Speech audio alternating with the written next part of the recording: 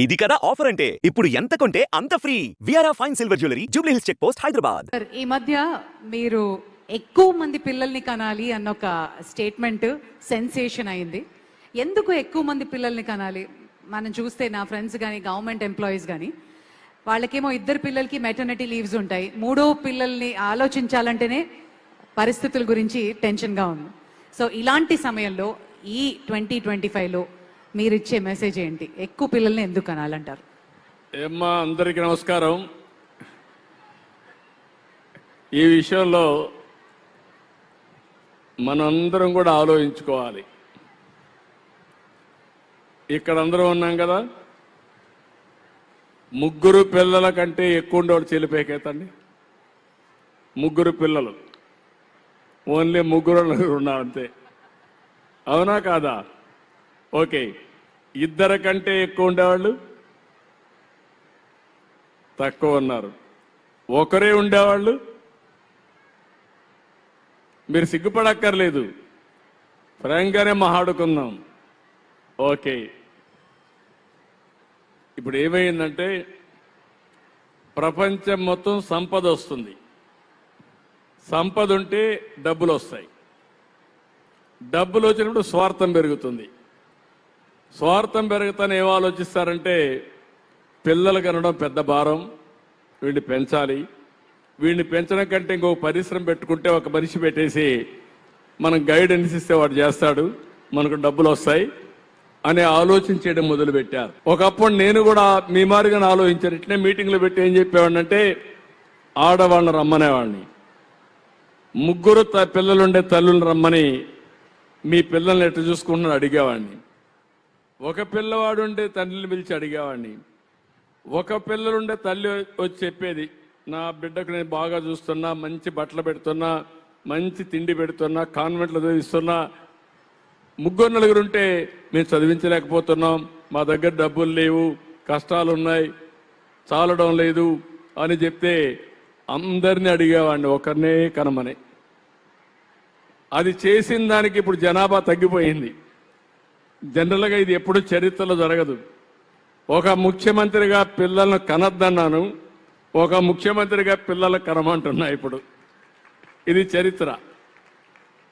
అంటే ఎందుకు అంటారు మీరు?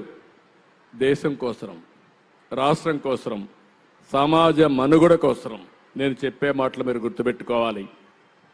ఒకప్పుడు నేను ఇద్దరు పిల్లల కంటే ఎక్కువగా ఉంటే స్థానిక సంస్థల్లో పోటీ చేయడానికి అర్హత లేదు. ఇప్పుడు ఇద్దరు పిల్లల కంటే తక్కువ ఉంటే స్థానిక సంస్థల్లో పోటీ చేయడానికి అర్హత లేదని కొత్త చట్టం తేవాలి. నేను ఇప్పుడు ఈ రెండు జరిగే పరిస్థితి వస్తున్నాయి. అందుకే నేను నిన్న అన్నాను, తల్లికి వందనం. ఇంట్లో ఎంతమంది పిల్లలుంటే అంతమందికి కూడా 15,000 రూపాయలు ఇచ్చే బాధ్యత నాదని చాలా స్పష్టంగా చెప్పాను. ఒకరికి కాదు, ఇద్దరికి కాదు, ముగ్గురికి కాదు, 5 మంది ఉంటే కూడా 60,000 రూపాయలు ఇస్తాం. దీనివల్ల జనాభా పెరగాలి. ఇప్పుడే ఒక మాట అన్నారు, ప్రభుత్వ ఉద్యోగస్తులు కూడా వాళ్ళకు మెటర్నిటీ లీవ్ ఇస్తారు ఒక 6 నెలలు. దానివల్ల ఇద్దరు బిడ్డలకే ఇస్తున్నారు, మూడో బిడ్డ పుడితే ఇవ్వరు అని. వాళ్ళు 5-6 మంది పుట్టినా మెటర్నిటీ లీవ్ ఇస్తా, 6 నెలలు లీవ్ ఇస్తా, ఇంకా అదనంగా బెనిఫిట్స్ ఇస్తాం వాళ్ళకు కూడా. ఇది కూడా నేను అనౌన్స్ చేస్తున్నా. ఇది ఒకటే కాదు, ఈరోజు మహిళల గౌరవం నేను ఒకటే గుర్తుపెట్టుకుంటున్నా. ఇది ఒక మహిళా శక్తికి ఒక అదృష్టం. సృష్టికి సృష్టికర్తలు మీరు లేకపోతే సంతానమే ఉండదు. ఆడగాని మగగాని సంతానం ఉండే పరిస్థితి లేదు. అలాంటి మిమ్మల్ని నేను కోరేది ఏంటంటే భవిష్యత్తులో మనందరం ఫ్యూచర్ని ఆలోచిద్దాం, వ్యాపారాలు చేద్దాం, డబ్బులు సంపాదిద్దాం, గౌరవంగా ఉందాం. అదే సమయంలో జనాభాను కూడా మేనేజ్ చేసే పరిస్థితి రావాలి. నేను అందుకే ఒక మాట చెప్పి పాపులేషన్ మేనేజ్మెంట్ అన్నాను. ప్రపంచంలో భారతదేశం ఒక శక్తివంతమైన దేశం. 2047కి ప్రపంచంలో అగ్రదేశంగా మన దేశం తయారవుతుంది. అయితే ప్రతి సంవత్సరం కూడా మీ తలసరి ఆదాయం పెరుగుతుంది. పెంచే మార్గం నేను ఆలోచిస్తున్నా. నేనేదో 47 చెప్పి ఆకాశంలో అరుంధతి నక్షత్రాన్ని చూపించడం లేదు. పెళ్ళైతే మన వాళ్ళు చెప్తా ఉంటారు, చూపించి అరుంధతి నక్షత్రం చూడమంటారు. కనపడదు అంతేగా తల్లి. నేను అది చెప్పడం లేదు.